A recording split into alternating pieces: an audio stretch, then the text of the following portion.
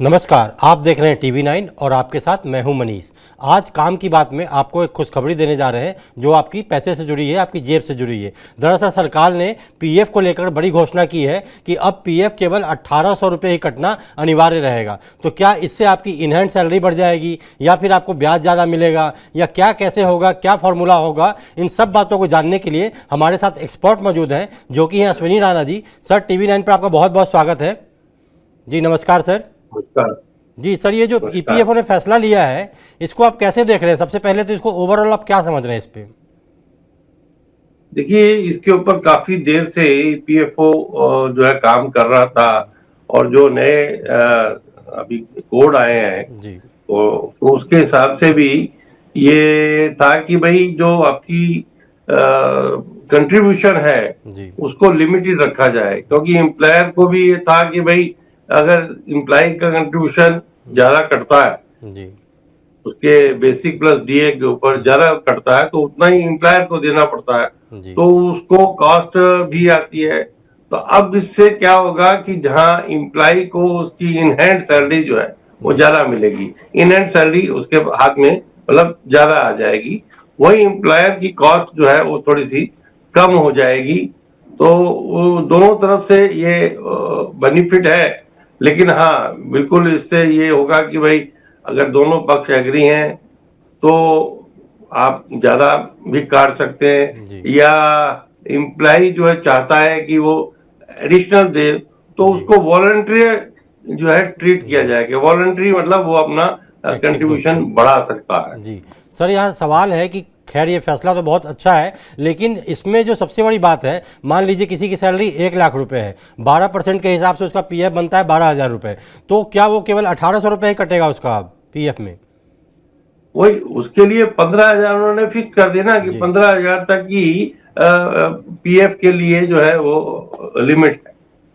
जी, तो 15,000 ये की लिमिट है, मतलब 1800 ही मिनिमम कटेगा। उसके ऊपर आपको कटवाना है कि नहीं कटवाना है ये आप और कंपनी डिसाइड कर सकते हैं। नहीं, वो जो आप कटवाएंगे वो वॉलंटरी होगा, जी ये मैंडेटरी है। जी तो दोनों वो में फर्क है, ये मैंडेटरी तो कटेगा ही, वो वॉलंटरी होगा। और एम्प्लॉयर और एम्प्लॉई अगर मतलब दोनों मान जाते हैं जी तो वो भी ज्यादा दे सकते हैं, लेकिन कौन एम्प्लॉयर चाहता है। जी लेकिन इससे क्या है कि भाई आपकी इन हैंड सैलरी तो बढ़ जाएगी, लेकिन जी आपका जो बाद में जो है कॉर्पस होता है जी उसको बढ़ने में जो है दिक्कत आएगी। जी, मैं उसी पे आ रहा सर कि कॉर्पस जो कहते हैं, क्योंकि कहा जाता है पीएफ जो होता है आपके रिटायरमेंट का सबसे बड़ा साथी होता है। पहले के ज़माने में लोग बेटियों की शादी करते थे, घर खरीदते थे, सब पीएफ के पैसे से जमा कर करके पूरी ज़िंदगी नौकरी करके। लेकिन अब आप सोचिए कि मान लीजिए आपकी 1 लाख रुपये सैलरी है, आपने केवल 1800 रुपये पीएफ कटवाए, बाकी जो बचा हुआ अमाउंट है 12,000 में से करीब करीब 9,600 समथिंग के आसपास, वो आपने इन हैंड सैलरी में जुड़वा लिया, कंपनी भी आपकी तैयार हो गई। तो आपको तो हर महीने तो इन हैंड बढ़ गई, लेकिन आपकी जो एक पूंजी थी, जमा पूंजी हो रही थी, जिस पे अच्छा खासा ब्याज मिल रहा था, वो तो बहुत बड़ा नुकसान होगा ना आपके लिए तो। बिल्कुल होगा, बिल्कुल होगा। जी लेकिन सरकार की और ईपीएफओ की मर्जी है कि कर्मचारियों के हाथ में पैसा जो है ज्यादा आए जी ताकि वो उसको खर्चा कर सके। जी, मतलब जो सर सरकार का मकसद ये है कि बाजार में ज़्यादा से ज़्यादा पैसा है, कुछ ऐसा है क्या, ताकि लिक्विडिटी बढ़े, लोग बिल्कुल खर्च ज़्यादा भाई, करें? ऐसा एम्प्लाई के हाथ में आएगा तो नेचुरल जो है वो अपने पास तो रखेगा नहीं, जी वो खर्चा ही करेगा, और खर्चा करेगा तो मार्केट में लगेगा पैसा। मार्केट में बिल्कुल मतलब जो भी वो अपनी उससे खरीदारी करेगा तो जी पैसा वो मार्केट में जाएगा। तो सरकार की मंशा ऐसी दिखती है कि भाई एम्प्लाई के हाथ में ज्यादा आए और एम्प्लाई उसका खर्चा करे, जी। और खर्चे से जो है वो मार्केट जो है उसके अंदर वो मनी जो है सर्कुलेट हो। सर, एक जो यहाँ सवाल उठ के आता है, तो क्या ये जो 12% का नियम है, क्या ये भी खत्म हो सकता है क्या आने वाले दिनों में? क्योंकि मान लीजिए 15,000 की तो लिमिट फिक्स है, वो तो तय की गई है, उस पर 1800 बनता है, लेकिन फिर 12% वाला फॉर्मूला क्या अपर सैलरी पे भी कैलकुलेट होता रहेगा? नहीं, मुझे लगता नहीं है कि ऐसा 12% का चेंज होगा, क्योंकि आप देखिए कि 1952 का ये जो है, और उसमें भी ये 15,000 की लिमिट जो है पहले कम थी, 6500 थी, फिर करते ये 15,000 आई। तो जैसे जैसे बढ़ती है तो मुझे लगता है कि ये 15,000 की जो लिमिट है इसको आने वाले टाइम में हो सकता है कि भाई अगर यूनियंस ऑर्गेनाइजेशंस उसके लिए दबाव डालें और एम्प्लॉयर तैयार हों जी तो ये बाद में बढ़ सकता है, ये लिमिट को बढ़ाया जा सकता है। लेकिन वही है कि उससे एम्प्लॉइज की जो नेट टेक होम जो है वो कम होगी जी और एम्प्लॉयर के ऊपर बोझ बढ़ेगा। सर, मान लीजिए ये फैसला होता है तो जो नए नियम से खासकर ये भी कहा गया है कि जो नया नियम आएगा तो पीएफ निकालना भी काफ़ी आसान हो जाएगा, केवल 3 दिन में आपके अकाउंट में पैसा आ जाएगा। तो सर, घुमा फिरा के बात वही हो रही है कि मार्केट में कैसे भी लिक्विडिटी को लाना है, जिसके लिए अभी कुछ दिन पहले ही हम लोगों ने शो किया था, उसमें आपने कई बार कहा भी है कि पीएफ जो है आपकी गाढ़ी कमाई है, मतलब बहुत मेहनत से जमा किया हुआ पैसा है जिस पर सरकार ईपीएफओ आपको अच्छा खासा इंटरेस्ट वो भी कंपाउंड में दे रहा है। लेकिन आप बार बार पैसा निकालने की सुविधा आसान हो जाएगी, एटीएम भी आप लाने जा रहे हैं, एटीएम से ही पैसा निकालने की सुविधा दे रहे हैं, आप कह रहे हैं 3 दिन में ही पैसा निकल आएगा। तो क्या एक गाढ़ी कमाई जिसको मतलब जमा पूंजी कहते हैं, बहुत मेहनत से किया हुआ, तो वो पैसे को ऐसे वेस्टेज नहीं होगा? क्योंकि ऐसा तो है नहीं कि पीएफ निकाल के आप कुछ अच्छा काम करने जा रहे हो या कोई ज़रूरी काम कर रहे हो। देखिए, सरकार को भी लगता है कि आज की जो जनरेशन है उनकी जो टेंडेंसी है जी वो खर्चा करने की है, जी वो बचत के ऊपर ज्यादा वो फोकस नहीं है। जी और वो बचत अगर जो करना भी चाहते हैं तो शेयर मार्केट में या दूसरी तरह की बचत करते हैं, जी और उनको कुछ खरीदना भी है तो वो लोन लेके खरीद लेते हैं। जी तो इसलिए उनको उनकी जो टेंडेंसी है उसी को देखते हुए और सरकार की सोच है कि भाई पैसा कर्मचारी के हाथ में, एम्प्लॉय के हाथ में ज्यादा हो ताकि वो खर्चा कर सके और वो पैसा जो है मार्केट में आए। तो जी निश्चित रूप से आप जो कह रहे हैं कि भाई अब वो 75% तक लेना भी आसान होगा। जी हाँ, वो अलग ये है कि भाई किन किन चीजों के लिए लिया जाए, तो जी वो अगर एम्प्लॉय सोच के लेता है तो उसके फायदे का है, नहीं तो वो अगर पैसा लेके और उसको फिर खर्च कर देता है तो उसका कोई फायदा नहीं है। तो इसलिए एम्प्लॉय को जो है बड़ा जो है कैलकुलेटिव होकर जो है चलना पड़ेगा कि भाई हम लॉन्ग टर्म इन्वेस्टमेंट चाहते हैं, अपना जो रिटायरमेंट सुरक्षित चाहते हैं, या आज जो है उसको हम कन्वीनियंट चाहते हैं। जी सर, यहाँ लोगों के मन में एक सवाल उठ रहा है, हमारे सोशल मीडिया पे सवालों की भरमार आ गई जब से ये खबर आई है कि मान लीजिए 18% में 1800 रुपये मेरे खाते से कटे, मेरी सैलरी से 1800 रुपये मेरे कर्मचारी नियोक्ता ने भी, मतलब एम्प्लॉयर ने भी दिया, तो 3600 रुपये तो ये फिक्स हो गए मेरे, ठीक है। लेकिन उसके ऊपर मैं अगर कटवा रहा हूँ, जैसे मान लीजिए मैं 1 लाख की बात कर रहा हूँ, तो 1 लाख के ऊपर जो भी 12,000 बनता है, तो मैंने मान लीजिए 9,000 और वॉलेंट्री कटवा लिया, तो क्या यही पैसा वॉलेंट्री कंपनी भी देगी या कंपनी केवल 1800 के लिए बाध्य होगी? नहीं नहीं, मैंने बताया ना, वो जो 1800 है वो मैंडेटरी है, यानी वो देना ही है उसको। जी ये वॉलंटरी है, वो सिर्फ एम्प्लॉय कंट्रीब्यूट करेगा जी अपनी इन्वेस्टमेंट के लिए, अपनी बचत के लिए, जी ताकि वो फंड में पड़ा रहे और उसको एक अच्छा रिटर्न मिल सके। जी, मतलब कर्मचारी के फंड से ही कटेगा वॉलेंट्री, उसमें कंपनी की तरफ से कुछ नहीं कटेगा, कंपनी को केवल आपको नहीं 1800 नहीं, रुपये ही बाध्य है कंपनी देने के लिए। बिल्कुल बिल्कुल। हाँ, अगर एम्प्लॉयर तैयार होता है जी कि भाई वो जनरस होता है कि भाई ठीक है मैं भी एडिशनल कंट्रीब्यूट करता हूं आपके उसमें, जी तो वो कर सकता है, और दोनों की सहमति से है। लेकिन कोई भी एम्प्लॉयर ऐसा मुझे नहीं लगता कि भाई वो एडिशनल कुछ करेगा। तो सर, इसका असर तो ईपीएस भी पड़ेगा पेंशन पे, क्योंकि अभी जो फार्मूला था 12% कंपनी, 12% एम्प्लॉयर और 8 समथिंग परसेंट ईपीएस में जाता था, जो बाद में आपको पेंशन मिलता था जिस पैसे का, तो इसका असर क्या वहाँ भी दिखेगा? नहीं, वो निश्चित रूप से उसके ऊपर होगा। अभी जहां पेंशन बढ़ाने की बात कर रहे हैं, भाई या तो सरकार के पास उतना फंड है या पेंशन फंड है, लेकिन पेंशन फंड उतना नहीं जनरेट होगा, क्योंकि पेंशन फंड में तो 8.33 जो एम्प्लॉयर का कंट्रीब्यूशन है वही जाएगा उसमें से। जी तो बाकी 12% एम्प्लॉय का और 2.67 ये जो है आपके पीएफ में जाएगा। तो उतना ही जो है कम जो है आपका कॉर्पस जो है पेंशन के लिए वो इकट्ठा होगा, तो उसके आधार पर ही पेंशन मिलेगी। तो वही इसीलिए कह रहा हूं कि भाई इम्प्लाइज भी, पब्लिक भी ये आज की सोच रही है, आगे का कोई नहीं सोच रहा। जी तो इसलिए सरकार भी उसी तरीके से जो है नीतियां बना रही है। जी सर एक और इसमें बड़ा सवाल आता है कि इसमें करीब करीब 8 करोड़ से ज़्यादा ईपीएफओ मेंबर्स हैं, उन पे तो असर पड़ेगा ही पड़ेगा। लेकिन अब यहाँ बड़ा सवाल है कि सरकार ने तो भाई घोषणा कर दी कि ठीक है जी 1800 मिनिमम मतलब अनिवार्य है, लेकिन अब कंपनियां कितना तैयार होती हैं, क्योंकि आप मान लीजिए पूरा सैलरी कैलकुलेशन कंपनियों को चेंज करना पड़ेगा, क्योंकि अब 1800 ही मिनिमम है। अगर मैंने ही कहा कि नहीं जी मुझे 1800 ही चाहिए, बाकी पैसा मेरा इन हैंड में बढ़ा दो, तो फिर तो टैक्स भी उसी हिसाब से बढ़ जाएगा, फिर बाकी सारी कैलकुलेशन बिगड़ेगी। तो कंपनियां क्या तैयार होंगी इसके लिए? नहीं, कंपनियों को तो फायदा है ना जी। कंपनियों को कम कंट्रीब्यूट करना पड़ रहा है, जी तो उनको जो सैलरी का पैकेज है और उस पैकेज को जो सिस्टम में जनरेट करते हैं, उनके लिए कोई मुश्किल नहीं है। उनकी तो बहुत बड़ी बचत है इसके अंदर। जी, वही मैं कह रहा हूँ सर, कंपनी के लिए तो बचत है, लेकिन जो इन हैंड सैलरी बढ़ेगी, मान लीजिए अगर कंपनी मान जाती है कि ठीक है जी 1800 के बदले आप 3000 जमा कराओ, बाकी 6000 आपका हम इन हैंड में बढ़ा दे रहे हैं, तो लेकिन फिर एम्प्लॉयर को टैक्स भी तो बढ़ जाएगा उसी हिसाब से। नहीं, टैक्स की अभी किसको चिंता है जी भाई। आपकी लिमिट 12 लाख रुपए तक है। 12,75,000 रुपए तक आप जो है बचत कर सकते हैं, जी तो उसके अंदर अंदर है तो कोई दिक्कत नहीं है। और अगर उसको लगता है तो वो अपना वॉलंटरी जमा करा सकता है, जी लेकिन वो नए जो न्यू रिजीम में उसका भी बेनिफिट उसको नहीं है। जी तो लेकिन खेल वही है कि आज हाथ में क्या है जी और मैं उसको कैसे खर्च कर सकता हूँ, जी वही एक प्राथमिकता बन गई है लोगों की, और उसी हिसाब से सरकार सोच रही है।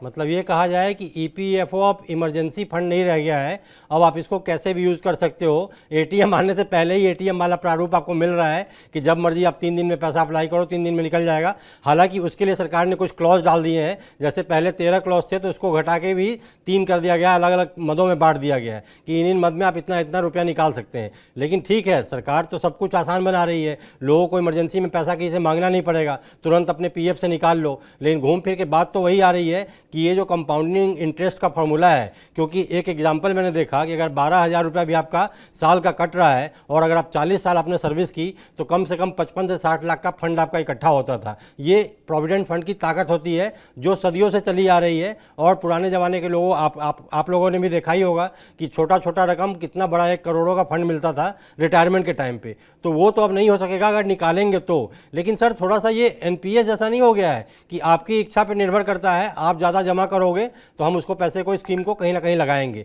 तो सर इस पर आप क्या कहेंगे? नहीं नहीं, वही है ना कि भाई वो आपके हाथ में ज्यादा आ रहा है।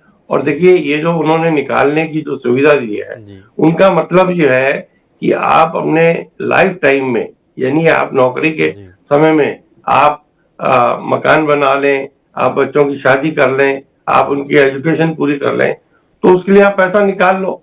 क्योंकि उसके बाद तो आपके लिए चाहिए, तो आप अपनी चिंता बाद में करते रहना, पहले तो आप जो आपकी लाइफ है उस लाइफ के अंदर खर्चा कर लो। तो खर्चे के लिए उन्होंने जो है ये सुविधा दे दी है कि आप पैसा लीजिए और अपनी जो जरूरतें हैं उसको पूरा कीजिए। एक किस्म से अच्छा भी है, जी लेकिन रिटायरमेंट के बाद भी आपके पास इतना फंड चाहिए, जी क्योंकि पेंशन तो अभी कुछ नहीं है। अब पेंशन बढ़नी चाहिए, बढ़नी चाहिए, हायर पेंशन आनी चाहिए। वो जी कब से उसके ऊपर काम हो रहा है, लेकिन अभी तक सरकार ने उसका कोई डिसीजन लिया नहीं है। जी तो वो हो जाएगा, लेकिन तब तक कितनी बढ़ेगी वो अलग बात है। लेकिन आप जो है पैसा लीजिए और अपने काम पूरे कीजिए, ये सोच सरकार की भी है और एम्प्लॉइज की भी है। जी, मतलब जैसे को तैसा, आपको क्विक मनी चाहिए, लो जी सरकार ने व्यवस्था कर दी आपके लिए क्विक मनी की, अब तैयार हो जाओ, जब मर्जी तब पैसा निकालो। सर ये तो ठीक बात है, लेकिन अब यहाँ एक बड़ा सवाल उठ के आता है कि जो ऑर्गेनाइज और बड़ी कंपनियां हैं वहाँ तो रूल फॉलो होते हैं, लेकिन जो छोटी छोटी कंपनियां हैं, फैक्ट्रीज़ हैं कई सारी, दिल्ली एनसीआर में कितनी फैक्ट्री है, वहाँ अभी ही नियमों की धज्जियाँ उड़ाई जाती हैं। 6-6 महीने बाद आपका पीएफ तो जमा होता है, क्योंकि लोग खास करके मजदूर वर्ग को पता भी नहीं चलता है कि मेरा पीएफ कट रहा है नहीं कट रहा है। तो वहाँ इस नियम को कैसे देखा जाएगा और क्या इससे बवाल नहीं मचेगा क्या फिर? नहीं नहीं, देखो, जहां नियम पहले से लागू नहीं होते वहां अभी भी वैसे ही होगा, जी क्योंकि इसके अंदर ऐसा कोई प्रोविजन नहीं किया गया कि एम्प्लॉयर अगर नहीं जमा कराता तो उसके ऊपर कोई पेनल्टी होगी जी या उसके ऊपर कोई कानून सख्त होगा, वो तो जो पहले से कानून है वही है। जी ये तो सिर्फ बदलाव किया गया है कि नेट टेक होम बढ़ाने के लिए जी और एम्प्लॉयर को रिलीफ देने के लिए। जी तो उनके लिए तो ऐसा है कि जो ईपीएफओ है, जी उनके जो अधिकारी हैं, उनको सख्ती से काम करना चाहिए जी कि जो भी कॉन्ट्रैक्टर है या फैक्ट्री है जहाँ मिनिमम लोग काम करते हैं, तो उनका हर महीने कटता रहे। उसके लिए लोगों को भी जागरूक होना पड़ेगा कि भाई मेरी जो सैलरी स्लिप आई है जी या मेरी जो क्रेडिट हुई है, जी वो पैसा कट के वहां गया है कि नहीं गया, जी तो हर महीने उसको भी चेक करना चाहिए। ऐसे लोगों को तो कम से कम करना चाहिए जी कि जिनका एम्प्लॉय डाउटफुल हो जी कि भाई वो करेगा नहीं करेगा, तो वो करे, और नहीं होता है तो आप ईपीएफओ में कंप्लेंट कर सकते हैं। जी तो ईपीएफओ जो है उसके ऊपर एम्प्लॉयर के ऊपर जो भी कार्रवाई करनी है करेगा वो। सर, एज एन एक्सपर्ट आप इस फैसले को कैसे देखते हैं? पहली बात तो ये, और दूसरी बात, इससे आपको क्या लगता है, शॉर्ट टर्म में तो बेनिफिट है लेकिन लॉन्ग टर्म में घाटा ही घाटा है, इसको आप इन दोनों सवालों को लेते हुए आप कैसे एज एन एक्सपर्ट क्या बताना चाहेंगे? नहीं नहीं, मेरे को ये जो है डिसीजन जो है ना अच्छा नहीं लगा। जी कारण क्या है कि आप पैसा हाथ में जितना भी आएगा वो खर्च हो जाएगा, जी बिल्कुल। लेकिन सरकार इस तरह से इम्प्लाइज को खुश करने से ज्यादा एम्प्लॉयर को जो है वो जो है उनको रिलीफ देने की बात कर रही है कि जी उनको कम जो है कंट्रीब्यूट करना पड़ेगा। जी तो एम्प्लॉयर को ज्यादा रिलीफ मिला है, एम्प्लॉय को तो जो मिलेगा वो खर्च कर देगा। जी तो मेरे हिसाब से ये जो डिसीजन है ये अच्छा नहीं है, कम से कम पीएफ के लिए। जी, इसका सर एक तोड़ लोगों ने निकालना भी शुरू कर दिया है, खास करके यंग जनरेशन की बात कर रहा हूँ, जेनजीज की बात कर रहा हूँ। आज ही मेरे ऑफिस में किसी से बात हो रही थी तो वो बंदा बहुत खुश था, कह रहा था सर ये तो बहुत अच्छा फैसला आ गया, अब तो मैं क्या करूँगा, पीएफ से सारा पैसा केवल 1800 जमा कराने हैं, बाकी के मैं एसआईपी करता जाऊँगा, वहाँ रिटर्न भी तगड़ा मिलेगा जो पैसा है। तो लोगों ने ऐसे ऐसे सोच भी बना लिए हैं। खैर, जेनजीज की सोच, इसीलिए शायद सरकार ने भी ये फैसला लिया है। लेकिन सर ओवरऑल अगर इसको देखा जाए तो पीएफ से अगर मान लीजिए कोई 25 या 30 साल सर्विस करता है कम से कम, तो कितना पैसा जनरेट हो सकता है? मतलब मैं कंपाउंडिंग इंटरेस्ट की बात कर रहा हूं, अगर जिसकी सैलरी 20,000 भी हो उसकी बात कर रहे हैं। नहीं, आपने अभी उसकी कैलकुलेशन बताई थी ना जी, कि एक साल में कितना 12,000। उसका आता है 1800 रुपए के हिसाब से। जी और लगभग 1800 को आप देख लीजिए कितना होता है, जी और 2.67 एम्प्लॉयर के उसमें से, जी तो पैसा तो अच्छा हो उसका जो है कैलकुलेशन हो जाएगी। जी लेकिन आपकी जो आपने बताया ना आज की जो जनरेशन की सोच जो है जी वो एसआईपी हो या और इन्वेस्टमेंट हो, जी अब वहां पर रिटर्न कंफर्म नहीं है। जी यहाँ पर आपके पास कम से कम आपको रिटर्न कंफर्म थी जी और आपका पैसा सुरक्षित था। जी ये एक सोचने की बात है। भाई आप शेयर मार्केट में जाओगे, जी म्यूचुअल फंड में जाओगे, वहां पर रिटर्न जो है क्या होगी वो मार्केट के हिसाब से डिपेंड करता है। जी लेकिन आपका अगर पीएफ में पैसा है तो उसके ऊपर तो आपको एक अच्छा ब्याज जो है कंपाउंडेड ब्याज हर साल मिल रहा है, तो जी आपका एक अच्छा कॉर्पस इकट्ठा हो सकता है। जी सर, एक आखिरी सवाल कि इससे कितने लोगों को फ़ायदा होगा, और आपको क्या लगता है कि जिनको आदत पड़ी हुई है पीएफ कटने की, मान लीजिए जिनका पीएफ कट रहा था 8,000 9,000 महीने का, अब वो अचानक से 1,800 पे आएंगे क्या? पहला सवाल तो ये, और अगर आते हैं तो क्या वो फ़ायदे का सौदा करेंगे या नुकसान में रहने वाले हैं? नहीं नहीं, ऐसा है कि देखिए कि जो मैंडेटरी है जी तो उनके हाथ में पैसा आएगा तो पैसा आता किसको बुरा लगता है। जी बिल्कुल। लेकिन जो फ्यूचर की सोच के चलता है जी और सिक्योर्ड इन्वेस्टमेंट के लिए सोचता है, तो निश्चित रूप से वो जितना पैसा पहले उसका कटता था, जी बाकी 1800 के अलावा उस जी पैसे को एज ए वॉलंटरी वो जो है कंट्रीब्यूट करता रहेगा, ताकि उसका एक अच्छा कॉर्पस जो है जनरेट होता रहे। जी सर, आपने सही कहा। तो क्या सर ये जो वॉलेंट्री पैसा कटवाएंगे, इस पे भी आपको इंटरेस्ट सेम मिलेगा जो पीएफ पे मिलता है नॉर्मल? हाँ बिल्कुल वही मिलेगा ना, इंटरेस्ट तो वही मिलेगा। जी आप उसको उसका जो है उतना इंटरेस्ट आपको उसमें मिलेगा, लेकिन उसमें भी एक लिमिट है कि जी उससे ज्यादा आप नहीं कटवा सकते। जी सर, वही कह रहा हूँ कि मतलब फिर। टोटल जो है जी वो उससे ज्यादा आप एटीसी में जो है जी ज्यादा कटवाएंगे तो आपको रिलीफ नहीं मिलेगा, तो 1.5 लाख की और लिमिट है टोटल जी। जो है साल की, तो उसके अंदर अंदर आप कटवाएंगे। तो सर ओवरऑल ये माना जाए कि ये फैसला तो सरकार ने सोच समझ के लिया है और इसको लागू भी करने वाले हैं, लेकिन सबसे बड़ी मुसीबत अब आने वाली है कि इसका कैलकुलेशन कैसे होगा, क्या होगा। तो एम्प्लॉय को भी सोचना पड़ेगा, एम्प्लॉयर को भी सोचना पड़ेगा। लेकिन हमारा मकसद ये होता है इस शो का कि पब्लिक को अवेयर किया जाए, क्योंकि ये अभी चर्चा में रहने वाली न्यूज़ है और बज बना रहेगा इसका। तो सोचा हमने कि एक्सपर्ट के जरिए इसको समझाया जाए कि ये आपके लिए फ़ायदे का सौदा है या नुकसान का सौदा है। तो सर काम की बात में जुड़ने के लिए आपका बहुत बहुत धन्यवाद। नमस्कार सर। नमस्कार। जी, तो ये थे एक्सपर्ट जो बता रहे थे कि अगर आप शॉर्ट टर्म मनी में इंटरेस्ट हैं तब तो ये आपके लिए फ़ायदे का सौदा है, लेकिन अगर लॉन्ग टर्म मनी आप चाहते हैं, क्योंकि पीएफ सबसे बड़ा हथियार होता है लॉन्ग टर्म मनी का, क्योंकि यहाँ कंपाउंड इंटरेस्ट मिलता है जो कहीं और नहीं मिलता, वह भी आपका पैसा बिल्कुल सुरक्षित रहता है। लेकिन खैर अब ये फैसला आपके ऊपर है कि आपको पैसा तुरंत चाहिए या आप पैसा जमा करते हैं। लेकिन जो भी करें सोच समझ के करें, क्योंकि हमारा मकसद यही होता है कि इस शो के जरिए आपको ये बताना कि आपके लिए फ़ायदे का सौदा क्या है। तो बाकी जरूरी देखने के लिए देखते रहिए TV9। नमस्कार।